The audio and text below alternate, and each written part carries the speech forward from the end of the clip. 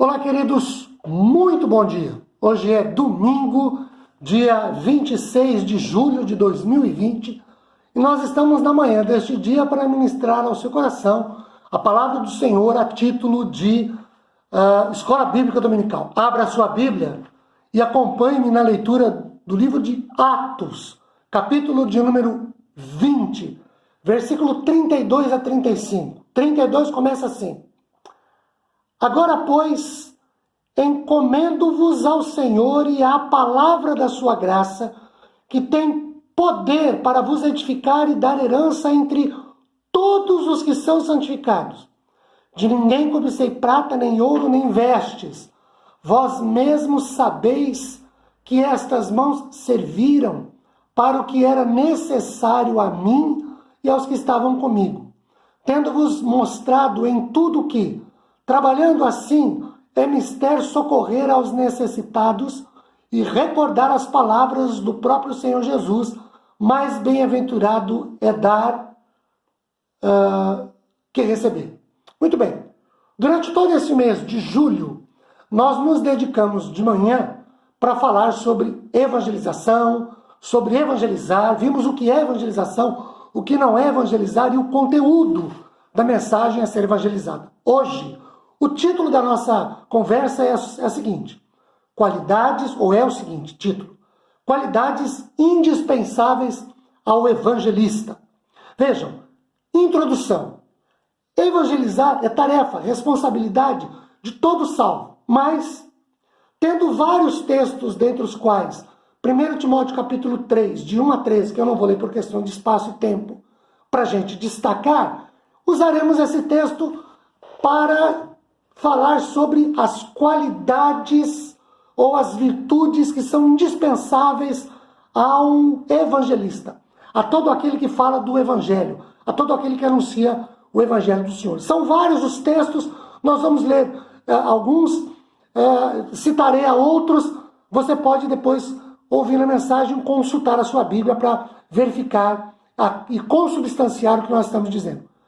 Primeira qualidade ou primeira virtude que é indispensável a quem prega o evangelho: ser cheio do Espírito Santo, ou ser capacitado, motivado pelo Espírito Santo. Por exemplo, Mateus capítulo 3, versículo 16, Mateus capítulo 4, versículo 1 e Lucas capítulo 24, versículo 49.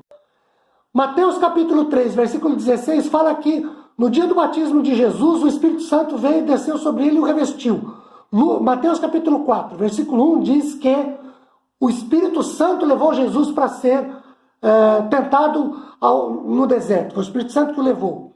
E Lucas capítulo 24, 49 fala-nos de que o Senhor deu poder aos seus discípulos, revestiu-os de poder para que eles pudessem testificar e falar do Evangelho. Billy Graham, conceituado evangelista norte-americano, certa vez observou o seguinte: o Espírito Santo é o grande comunicador do Evangelho, usando como instrumento pessoas assim como nós somos. Então vejam, o que Billy Graham quis dizer: a obra é do Espírito, a capacitação é dele, mas ele usa pessoas como nós. Então, se você se sentir intimidado, amedrontado, tímido para falar do Evangelho, lembre-se, o Espírito Santo é aquele que coloca a palavra na sua boca. E ele não é professor de português, mas ele coloca palavras que o coração de quem ouve, de coração de quem necessita ouvir, possa compreender. A segunda virtude é que ele precisa dar um bom testemunho, ou explicar a sua fé, mas também vivê-la. O objetivo de Deus, o desejo de Deus, é que nos tornemos pessoas cuja vida, cuja pregação torne o Evangelho atraente para todos os que vivem à nossa volta, vivendo de forma coerente. Vejam, por exemplo, 1 Timóteo capítulo 3, versículo 7 e Romanos 2, 21 e 22. 1 Timóteo 3, 7. Pelo contrário, é necessário que ele tenha bom testemunho dos de fora, a fim de não cair no opróbrio e no laço do diabo. Vejam, o que é que Paulo coloca aqui para que Timóteo requeira da liderança, no nosso contexto do evangelista? Que os de fora olhem para ele e e o vejam como alguém que dá um bom testemunho. Porque, queridos, a questão não é dar bom testemunho na igreja. Brilhar na luz é fácil. O negócio é brilhar nas trevas. Então, os lá de fora, quando olham para nós dentro da igreja, olham e veem o quê?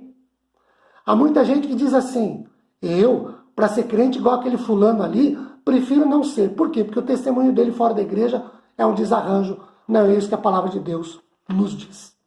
Terceira característica. Conhecer bem o evangelho. Vejam, conhecer o evangelho, queridos, quer dizer o seguinte, eu tenho que saber do que eu estou falando. Eu tenho que saber sobre o conteúdo da mensagem que eu vou anunciar.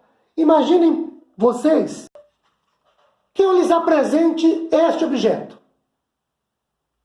Eu digo, vocês querem comprar?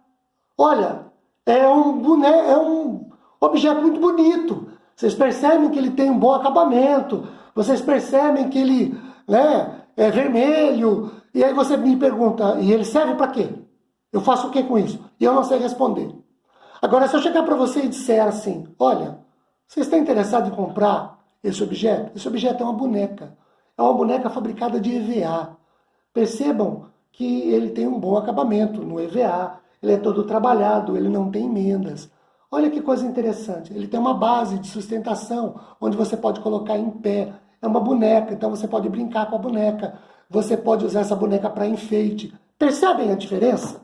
Essa é a ideia de conhecer o Evangelho.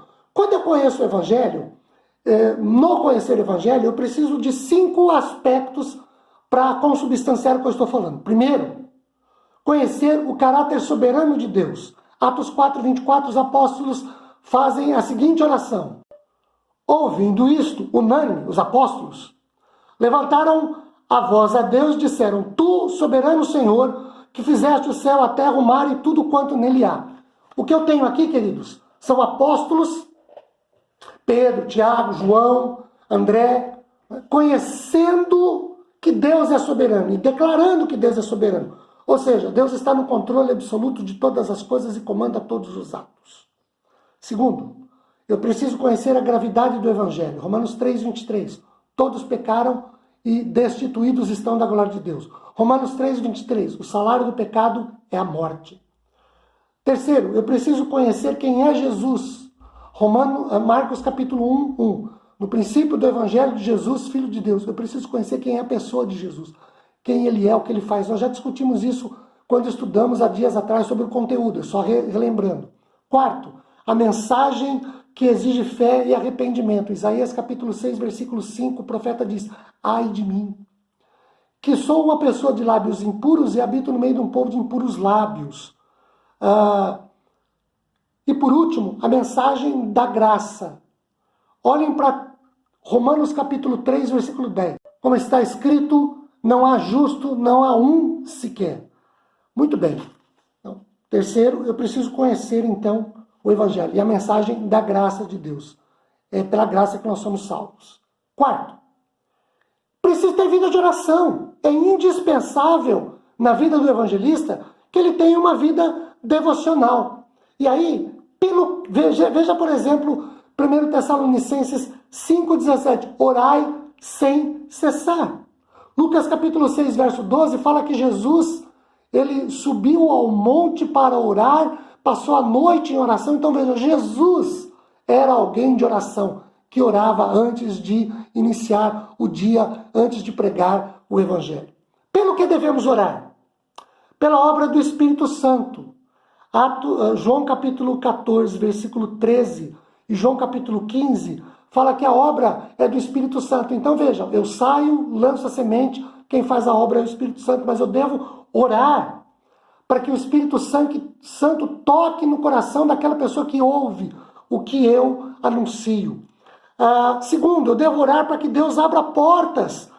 Por exemplo, Colossenses 4:3, o apóstolo Paulo pede para que a igreja de Colosso ore, para que portas e oportunidades lhe sejam abertas para anunciar o Evangelho. Então que Deus nos permita momentos, oportunidades e dê condições para a gente evangelizar. Terceiro, eu devo orar para ter coragem para anunciar o Evangelho. Atos 4:29. Dá aos teus servos coragem para evangelizar, para falar, para anunciar Jesus Cristo. Quarto, clareza e sabedoria para falar com as pessoas. Veja o texto de Isaías, capítulo 50, verso 4. O texto vai dizer assim, ó: o Senhor Deus me deu língua de eruditos, para que eu saiba dizer boa palavra ao cansado. Ele me desperta todas as manhãs, desperta-me o ouvido, para que eu ouça como os eruditos. Ou seja, quando eu oro para que Deus me dê clareza para falar, eu já disse aqui, o Espírito Santo não é professor de português, mas ele não vai me ensinar a terminar as palavras de maneira correta, se eu não as sei falar corretamente. Mas ele vai me usar dentro da minha possibilidade, dentro da minha capacidade, dentro da minha potência. Deus vai me usar potencialmente nisso também. E por último, a última característica, então, ser cheio do Espírito Santo é a primeira. A segunda, dar bom testemunho, os de fora olhando para a gente. Terceiro, conhecer a mensagem, ou seja, o caráter soberano de Deus, a gravidade do pecado, quem é Jesus Cristo, a mensagem que eu prego deve exigir fé e arrependimento. A mensagem da graça, pela graça sois salvo. Ter vida de oração, eu preciso orar para que Deus use o Espírito Santo para falar no coração das pessoas. Portas sejam abertas. Eu tenho coragem para anunciar o Evangelho. Fale com clareza e sabedoria às pessoas. E por último, seja paciente e persistente. Abra sua Bíblia em Isaías, capítulo 55. Leia os versos 10 e 11. O verso 55, o verso 10 começa dizendo assim, de Isaías 55. Porque assim como descem a chuva e a neve dos céus, e para lá não tornam, sem que primeiro reguem a terra e a fecundem, e a façam brotar, para dar semente ao semeador e pão ao que come, assim será a palavra que sair da minha boca, diz o Senhor. Não voltará para mim vazia, mas fará o que me apraz e prosperará naquilo a que a designei. Queridos, o que a gente quer dizer com isso?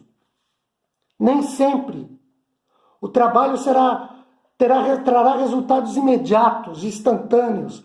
Assim como a palavra de Deus não retornará vazia, mas cumprirá o que é desejo do Senhor. Evangelização é um processo. E o ponto de partida é o semeador. Como o semeador sai para semear a semente, nós saímos para anunciar o Evangelho. Quando o semeador semeia a última semente no seu campo de semeadura, a primeira não germinou, cresceu e deu fruto. É um processo. Há um processo natural. Eu preciso trabalhar a terra, arar a terra, adubar a terra, eu preciso plantar, preciso regar a terra, preciso esperar o tempo normal para que essa semente semeada possa crescer, possa virar uma planta, uma árvore e dar o seu fruto. No Evangelho é a mesma coisa. Eu saio e evangelizo. Quem dá o crescimento é o Espírito Santo de Deus. E nem sempre, quando eu falo, o resultado é imediato. Que a paz do Senhor esteja no seu coração. Um beijo profundo para você. Que Deus te abençoe e lembre-se. Abra sua boca. O Espírito Santo faz a diferença. Deus te abençoe. Tchau, gente.